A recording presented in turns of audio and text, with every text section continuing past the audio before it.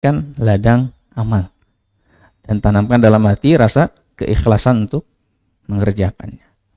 Kalau tidak dipaksakan, saya ikhlas, tidak dipaksakan, namun dipaksakan akan terbiasa, gitu ya.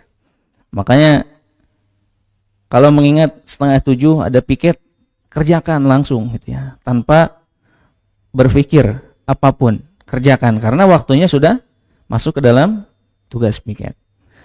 Waktunya ngafal, kerjakan. Jangan kalah dengan tidur, ya, Kang Ridwan.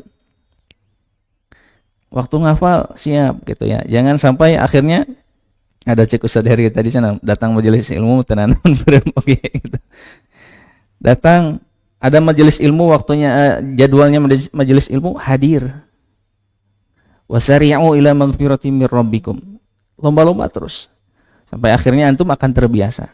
Kalau terbiasanya lelet, terbiasanya lambat, akan terus seperti itu. Kadang-kadang dia sampai akhirnya ketinggalan untuk melakukan kebaikan. Jangan ditunda-tunda apapun itu ladang amal. Karena apa? Bisa jadi ladang amal tersebut adalah ladang amal terakhir yang akan antum lakukan. Kemudian teman-teman yang dirahmati Allah, pindah ke tema yang lain. Ana termasuk suka ya yang healing gitu. Tapi healingnya bukan ke tempat-tempat rekreasi. Kadang sih ya, suka juga. Kadang istri mau ini saya antar, kadang anak mau main saya antar. Dan saya juga menikmati gitu ya. Nah, yang paling ana sukai ketika bermain seperti itu ya, karena kan dianjurkan juga ya untuk supaya diri kita tuh ada fresh di dalam pikiran, di dalam hati.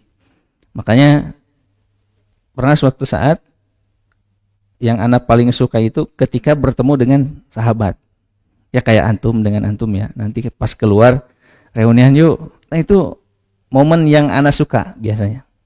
Dan memang ketika bertemu itu suka ngobrol tentang kebiasaan dulu waktu nyantri. Terlebih kalau teman santri ya. Atau teman sekolah. Ngobrol tuh tentang itu. Tidak jauh. Dan memang luar biasa. Nikmat.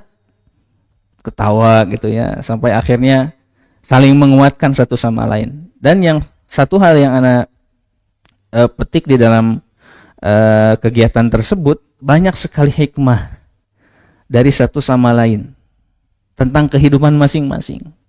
Ketika ngumpul umpamanya berempat. Si A ngomong tentang masalah kehidupannya A gitu ya. Si B ngobrol menyampaikan masalah kehidupannya B gitu ya. Macam-macam gitu ya. Dan satu sama lain itu saling menguatkan.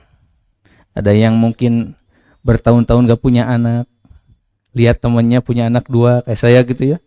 Ini belum punya anak. Ada yang diuji dengan sakit istrinya di rahimnya. Sampai ada yang diuji anak yang sakit. Sampai yang diuji ada punya anak tapi segi ekonomi kurang. Wah, luar biasa. Saling menguatkan satu sama lain. Ternyata hidup di dunia ini bukan hanya di rumah saja gitu ya.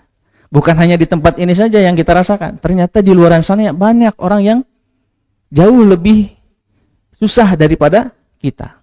Kita punya anak umpamanya. Tapi di sisi lain teman kita nggak punya anak. Segi ekonomi kita nggak punya. Tapi dia nggak punya anak. Segi ekonomi luar biasa banyak. Satu sama lain berbeda-beda. Nah makanya untuk saling menguatkan itu kita saling ketemuan. Kadang bertemu. Kadang saling sapa. Ya barangkali bawa makanan anak-anak ya. Atau mereka gak punya anak ya kita bawa makanan untuk mereka. Sangat bahagia. Manakala dikunjungi oleh temannya sendiri. Dan ketika kumpul itu tidak hanya itu ya. Tadi saya sampaikan ya cerita. Kenakalan waktu nyantri gitu ya gimana. Sampai akhirnya ya ketawa. Ya kemarin anak sempat sebulan kemarin lah ketemuan. Banyak itu. Termasuk dengan gurunya Ustadz Ghazwan gitu ya. Yang ketemuan di daerah Purwakarta. Ya luar biasa. Banyak sekali hikmah ya. Ada yang mungkin kerja di PNS. Gimana gajinya? Luar biasa katanya. Gaji mah sedikit. Tunjangan yang banyak katanya. Tapi ya gitulah katanya. Kalau kerja di tempat seperti itu, banyak sekali godaan katanya. Ya gitulah. Makanya setiap apapun yang kita alami belum nikah, pasti ayo segera nikah gitu kan. Yang udah nikah, kapan punya anak? Yang udah punya anak, kapan nambah 2? Yang belum punya pekerjaan, kapan kerja gitu ya? Di mana kerja? Pasti aja seperti itu obrolannya. Tapi dari satu sama lain, kalau orang yang beriman gitu ya, ya setidaknya mereka jebolan pesantren pasti akan saling mengingatkan satu sama lain. Berbeda, anak pernah mungkin ketemu dengan teman-teman yang mungkin dari basic agama jauh gitu ya.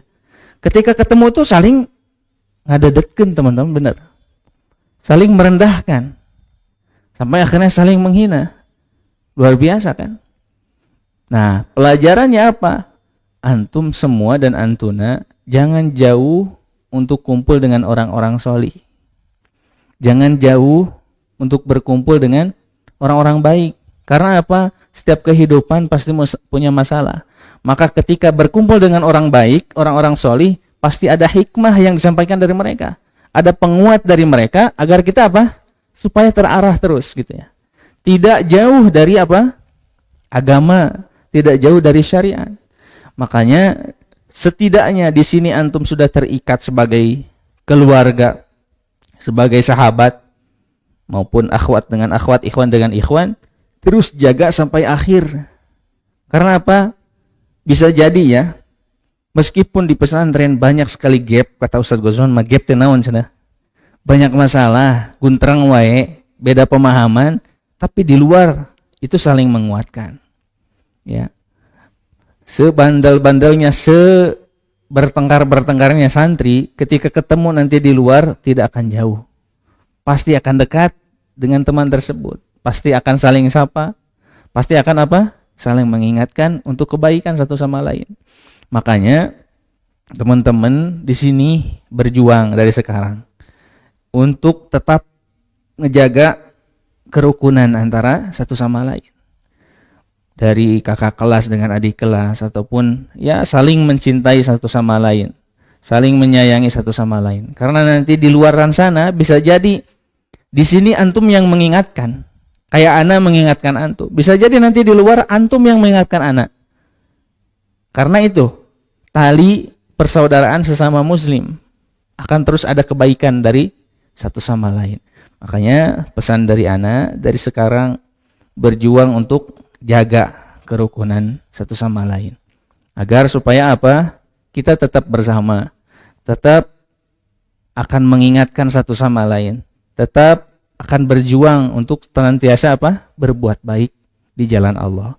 Mudah-mudahan kita semua menjadi orang-orang yang bisa mengamalkan dan orang-orang yang bisa istiqomah dalam mengamalkan. Mudah-mudahan ana doakan antum dan antuna, apapun itu cita-citanya, semoga Allah kabul, semoga tercapai apa yang dicita-citakan, dan apa yang antum nanti setelah keluar sini capaian atau keinginan kemana, semoga tercapai apapun itu.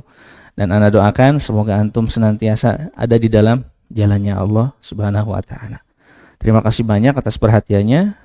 Diingat kembali, jangan lupa kebersihan tetap nomor 1. Maksudnya ya dijaga kebersihan di pesantren maupun di asrama. Terima kasih banyak. Subhanakallahumma wa bihamdik, asyhadu an la ilaha illa anta, astaghfiruka wa atubu ilaik. Barakallahu fikum. Wassalamualaikum warahmatullahi wabarakatuh.